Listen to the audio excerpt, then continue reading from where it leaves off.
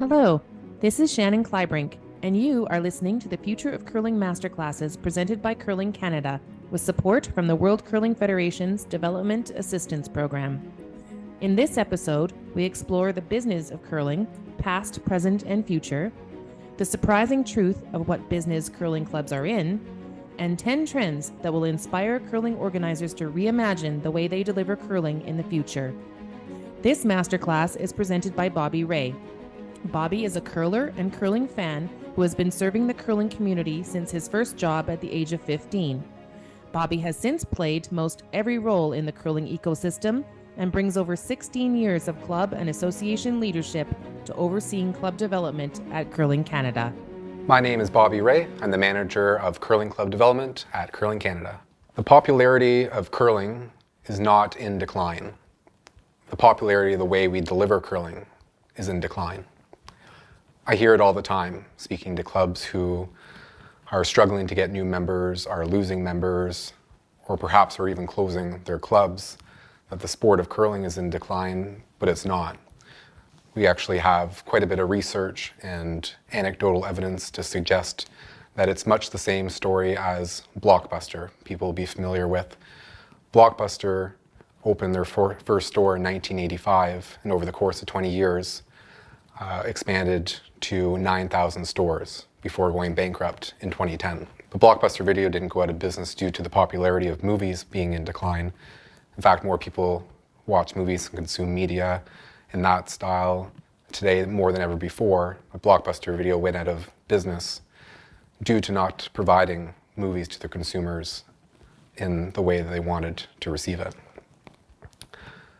This research that I talk about, Curling Canada and Abacus data did in 2022, suggested that 40% of Canadians are interested in curling, which is a way larger percentage of people than our typical penetration rate, which is about 2% of the average community. 52% of Canadians we also know that are interested in sport are interested in sport due to it being a combination of the sport itself and an opportunity to be social. So this positions curling in a position of great advantage around these statistics. The research also let us know about some barriers that we face in curling.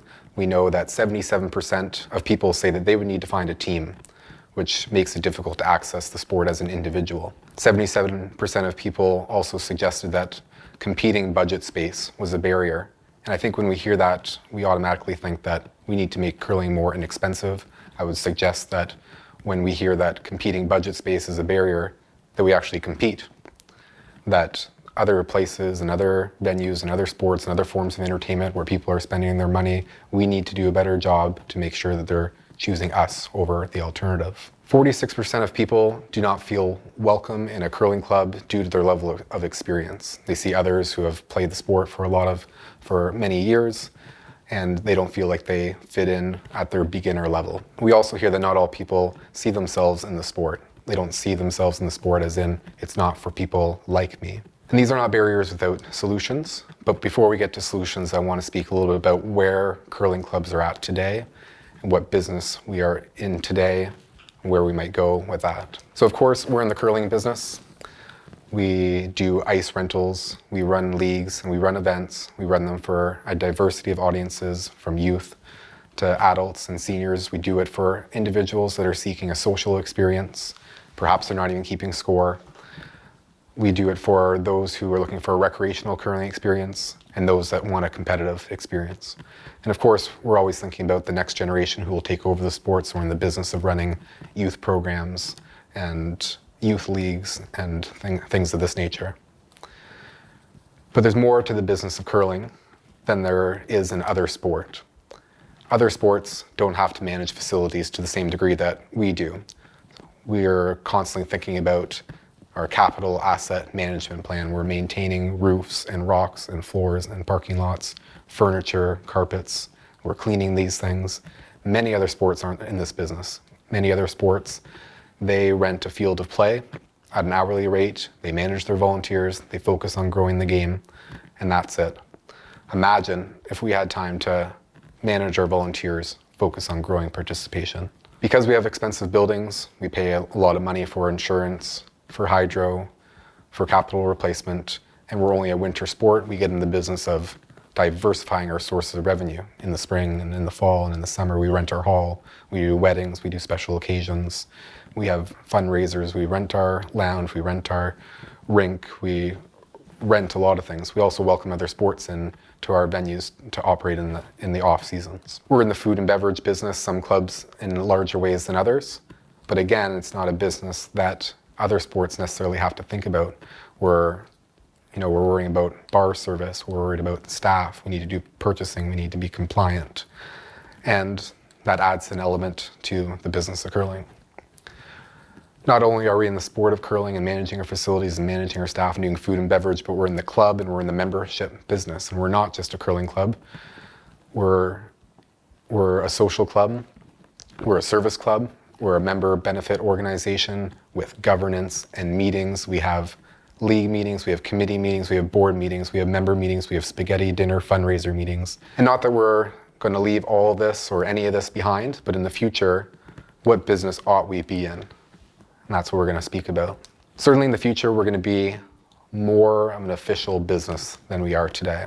My favorite definition of a business comes from a gentleman named Josh Kaufman. He wrote the Personal MBA, and he defines business as a repeatable process that creates and delivers something of value that other people want or need at a price that they're willing to pay in a way that satisfies the customer's needs and expectations so that the business brings in sufficient profit to make it worthwhile for the owners to continue operation. That's the definition of business. We sometimes like to think that we're a club, we're a nonprofit, we don't have to do these things, but certainly we do.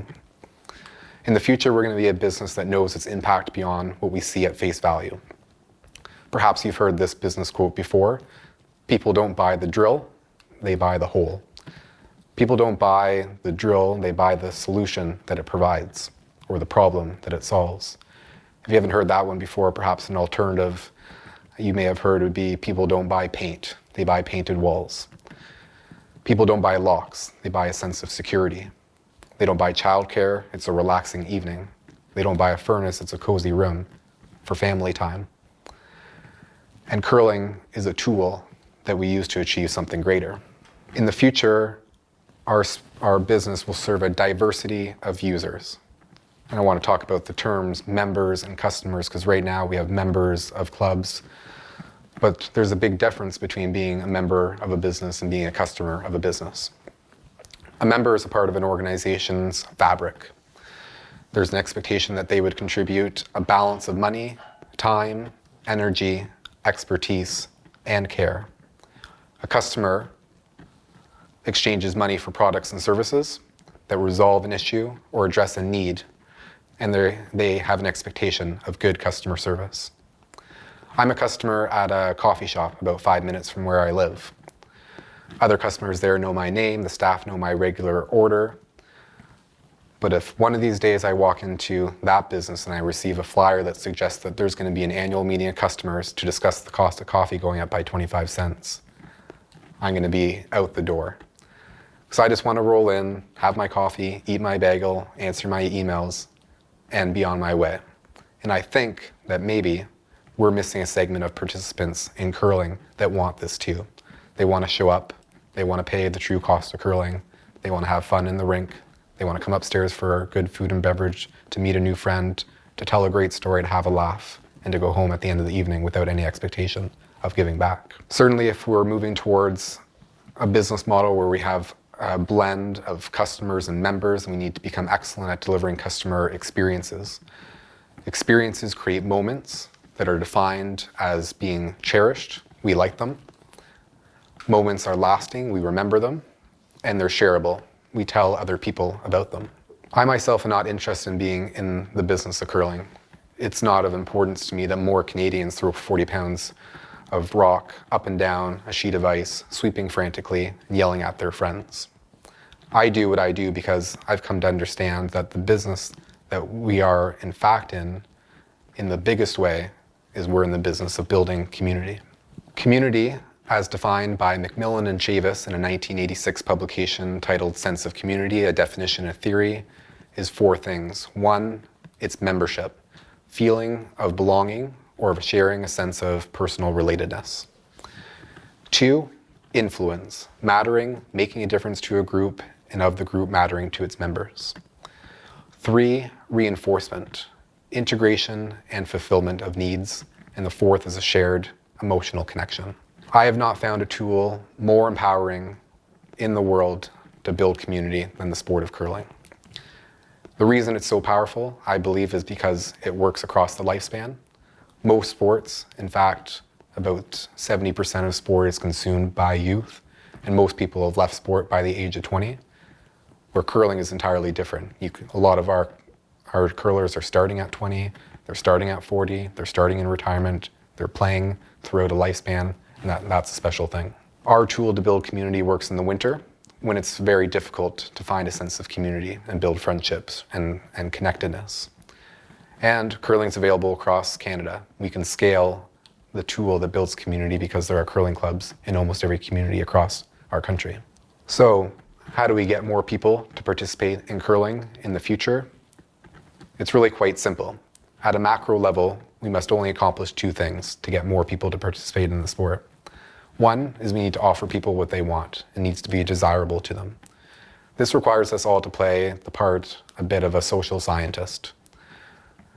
For example, the next time you catch yourself saying, "kids these days," stop, write down whatever is bothering you about kids these days, and then do that to attract kids these days. Number 2 is just to make the offer that we're extending easy to take action on. It means being accessible. When we hear that word, we think immediately being physically accessible. And this is of such great importance, that our facilities are accessible to someone who might be in a wheelchair, to someone who might use a cane or a walker, or a parent who's walking in with a stroller. But it means more than that. It's not just being physically accessible, it means being financially accessible. That might be the price you're charging, but beyond that, it might be the way that we collect the money, might be the method. If we're asking for a check when someone no longer has a checkbook, if we're asking someone to insert a card into a machine where when they tap from their phone, these are forms of inaccessibility that we need to be prepared for. And staying in the financial arena could just be timing. It's not that curling needs to be less expensive. It's really difficult to accomplish that when the price of operating is going up. But we could look at timing. Instead of charging someone the full cost of their membership or their experience at one time, could it be a monthly payment? Could it be that someone joins a curling experience 1 month at a time, or for a third of a season, for half of a season, but not for 6 months at a time? Speaking about accessibility, are we accessible from an ability level? We heard this from the research, that people don't join curling clubs, they don't feel like they fit in the skill level of the other people that are there. This means we need to offer instruction. They do it in other sports, in skiing and swimming and tennis and golf. You don't just show up and start playing the game, you receive instruction, which gives you confidence to continue on. And then do we offer programs and leagues that are skill appropriate? So you're not playing amongst the people that are your reigning club champions or have been a member for 50 years, but there's a beginners league, or there's an instructional program, or there's a novice event, and so on. And finally, accessibility means being available at times where the people we want to engage with the sport. It could be the date, it could be the time of the day, it might be the duration, it might be the frequency. Okay, where typically we curl once a week for 6 months. There's no reason we can't challenge that and think that we might curl on a bi-weekly basis and a once monthly basis, that we don't even have to commit up front to showing up and spontaneously participating in the sport. We need to be flexible. Curling typically starts in the fall, but people that don't know about curling yet, they just heard about it from their friend at work, from their neighbor who's participating, they just saw it on TV, they just saw an ad and they missed the open house in October. They need to be able to come into our facilities and participate in the sport after Christmas on a quarterly basis or whatnot. And commitment level is a big thing nowadays. With so much competing for people's attention, we need a variety of different commitment levels for people to consider. At the intersection of desirability and accessibility, you will find prospective new curlers of the future. We're going to speak about 10 trends that keep coming up in different conversations and research when we go to conferences and hear from people who operate curling at the community level, and we'll be sharing those with you today. The first one is the curling club of the future will be more inclusive. This is a topic that I'm learning a lot about myself over the past year. And when the topic comes up, what happens is a lot of clubs put up a block and they say, we are inclusive. Our door is open. Anybody can come in here. We'll greet them with a handshake. We'll teach them how to play the game. They'll be greeted with a smile. And there's no doubt about it. But what I'm learning is we confuse the words inclusive and friendly. Curlers are some of the friendliest people in the world, and curling clubs are some of the friendliest places in the world. But for a sport that penetrates 2% of the population, there are 98% of Canadians out there that are not coming to curling facilities due to a perception that they're not inclusive. Inclusivity is a way of being, but it's also something that we need to factor into the way that we design our business model. We design programs, systems, procedures, promotions, and so on. I think one of the greatest things I heard recently, I'm actually reading a book, and the final chapter is called The Black Swan. And it challenges what we all grew up learning from our parents about the golden rule. The golden rule says, do unto others as you would like for others to do unto you. Or simply, treat others the way you want to be treated. The Black Swan rule challenges the golden rule and says, treat others the way that they would like to be treated. That's inclusivity. Trend number 2 is the curling club of the future is going to be more agnostic. Agnostic in business means to transcend multiple sectors. The days of the Monday night men's league, Tuesday night ladies league, Wednesday night mixed league, Friday morning seniors league, it's of the past. The trend nowadays is to have more open leagues where you can have 4 men or 4 women or 2 and 2 or 3 and 1, people of all ages, people of all experiences playing together on a schedule that is available to them. I envision a future of curling where someone walks into a club and says, I just saw curling on TV, I want to join a league, and we say, would you like to play in our Monday league, our Tuesday league, our Wednesday league, or our Thursday league? And the only divisions we need in our sport are around skill. So let's talk about trend number 3 being more developmental. We're very used to people coming into our clubs and we throw them into the deep end of the pool for them to figure out how to swim on their own. But curling is technical and it's difficult. It's not unlike golf or tennis, where a lot of customers learn the game first, they invest in private lessons, they get the proper equipment, and it adds to their experience. Anyone who's teed up, swung a racket, delivered a curling stone for the first time might understand the frustration of playing this sport without a previous experience.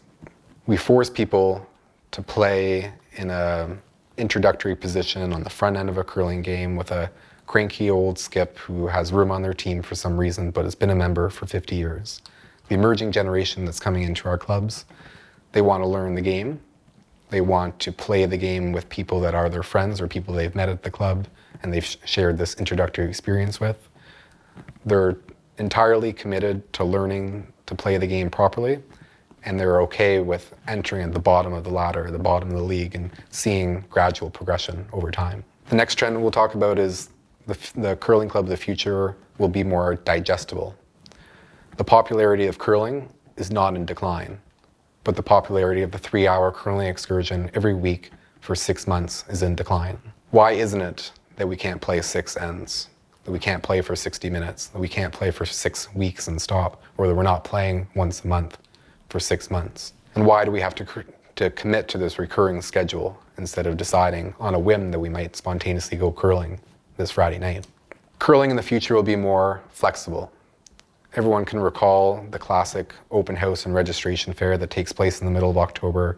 You show up to a hall full of tables, you walk over to the men's league captain, the women's league captain. There's a registration for a free curling clinic for beginners on the first Sunday of the season. And if you blinked, you would miss it and you'd be shit out of luck.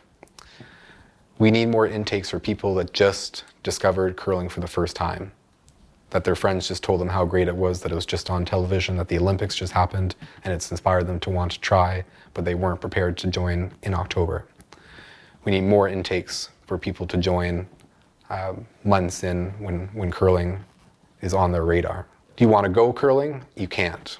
You can't just spontaneously go curling like you would go bowling, go play darts, go golfing, go for dinner, go for a walk, go for a hike. You can't. And it's a barrier to entry for people that want to experience curling in the future.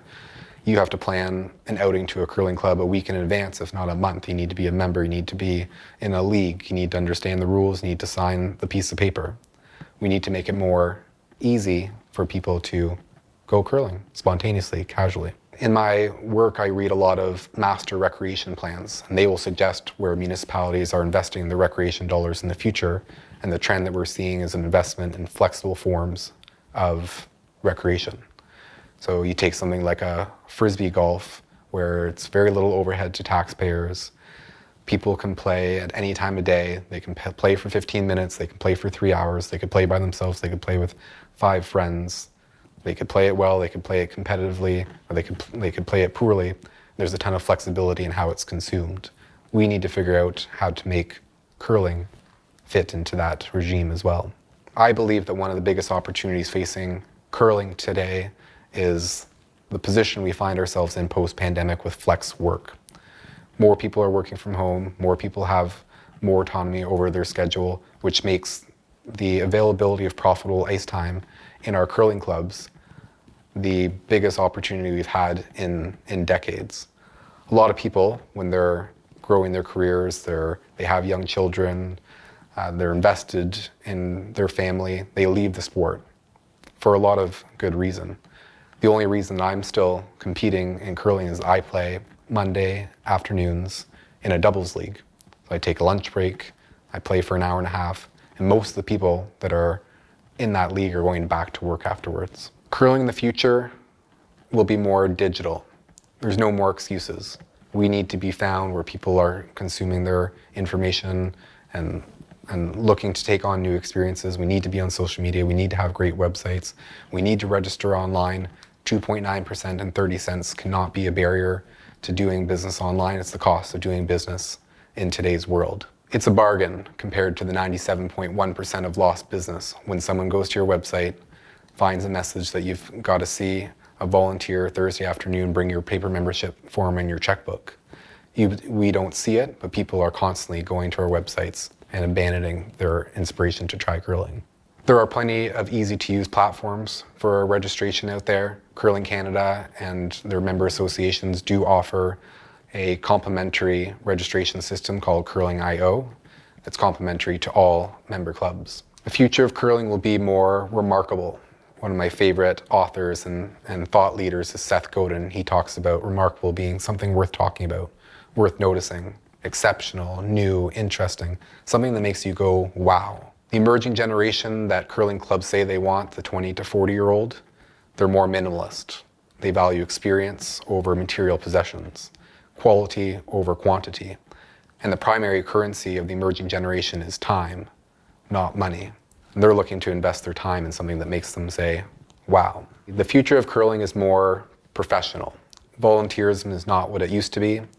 Volunteerism is in crisis. But in this crisis, there is an opportunity to move towards a more hybrid business model, where we will use volunteers to be advocates for our sport, to invite people into our clubs, to promote and to provide passion for curling. But we absolutely also need professionals who bring the time, the skills, the capacity to creating great ice conditions, great curling experiences, great customer service, instruction to new participants, and so on.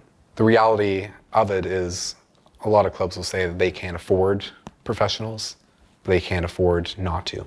The future of curling is more endogenous. Endogenous means having an internal cause or origin. The legacy business model where curling outsources our product to other bodies, to committees and sections and corporations and league managers and so on, is of the past. It causes a great risk to our sport when we lack control over developing our product.